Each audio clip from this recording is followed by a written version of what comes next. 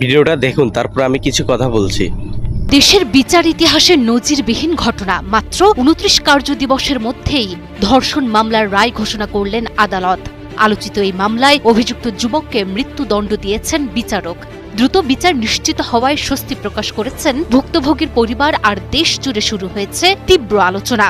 রামিসা হত্যার পর আইন শৃঙ্খলা ও বিচার ব্যবস্থার কার্যকারিতা নিয়ে যখন প্রশ্ন উঠছিল, ঠিক তখনই এই রায়। এদিকে স্বরাষ্ট্রমন্ত্রী জানিয়েছেন, রামিসারও বিচার কার্য সম্পূর্ণ হবে ৫ থেকে ৭ দিনের মধ্যে।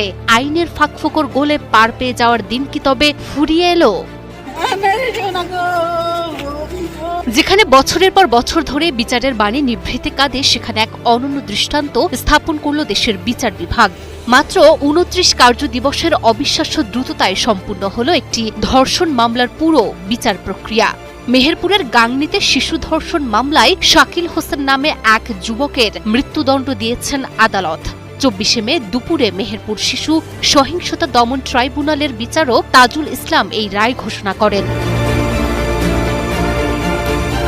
২৯ কার্য দিবসের মধ্যে ধর্ষণ মামলার রায় ঘোষণা দেশের মধ্যে এটাই প্রথম। কিভাবে সম্ভব হলো এই অসম্ভব?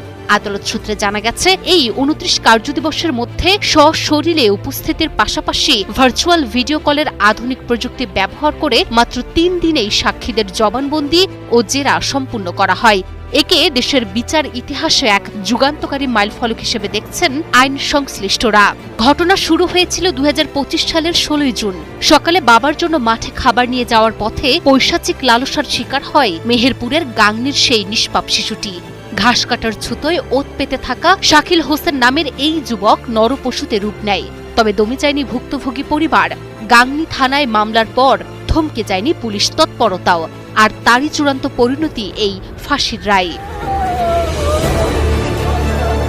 মেহেরপুরের এই রায় যখন দেশ জুড়ে স্বস্তি ছড়াচ্ছে, ঠিক তখনই রাজধানীতে শিশু রামিসা আক্তারকে ধর্ষণ ও হত্যার ঘটনায় স্বরাষ্ট্রমন্ত্রী শুনিয়েছেন আশার বাণী।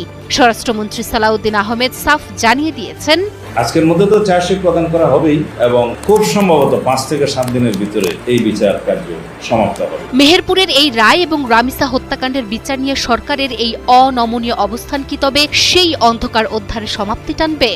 দেশের মানুষ এখন চাতক পাখির মতো চেয়ে আছে আইনের এই বজ্র মুষ্টি যেন কেবল কাগজের পাতায় বা দু একটি আলোচিত মামলাতেই সীমাবদ্ধ না থাকে। দেশের প্রতিটি কোণায় প্রতিটি নির্যাতিতের জন্য এভাবেই যেন সুনিশ্চিত হয়